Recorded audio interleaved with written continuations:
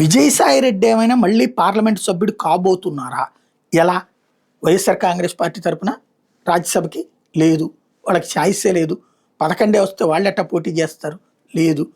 Telugu Desam party తరపున నలుగురు అయిపోయారు. బీజేపీ తరపున పోనంటే అసలు బీజేపీ తీసుకోలేదు. ఇదంతా ఒక ఎత్తు.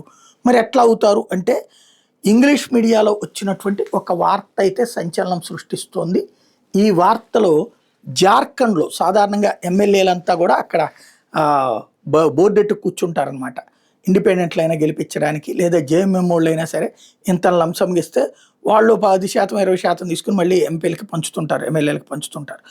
అట్లాగే ఏదైనా జరుగుతుందో తెలియదు. జార్ఖండ్లో రాజ్యసభ సీటు కోసం నామినేషన్ పత్రాలు కొనుగోలు చేసిన పలువురు ప్రముఖుల జాబితాలో పరిమళత్వాన్ని విజయసాయిరెడ్డి ఉన్నారు.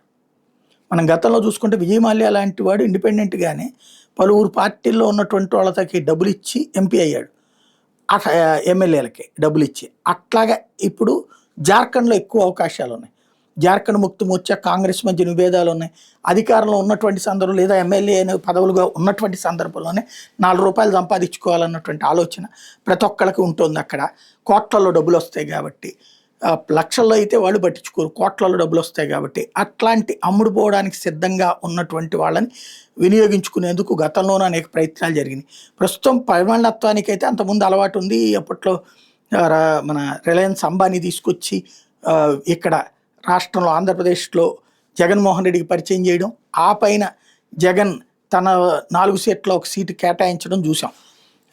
అయితే డబ్బులేం తీసుకోలేదు అన్నటువంటిది. ఆ తర్వాత పరిమళత్వాన్ని చెప్పుకొచ్చారు, అంబానీ చెప్పుకొచ్చారు, మాకు కావాల్సినటువంటి పనులు చేసి పెట్టమన్నారు, ఏవైతే పెట్టుబడులు నేను ఆ పని మీద చేశానని పరిమళత్వాన్ని చెప్పుకొచ్చారు. ఆ తర్వాత ఇప్పుడు ఆ పరిమళత్వానితో పాటు విజయసాయిరెడ్డి కూడా అప్లికేషన్స్ కొన్నారు అన్నటువంటిది ఇక్కడ చర్చనీయాంశమైనటువంటి అంశం.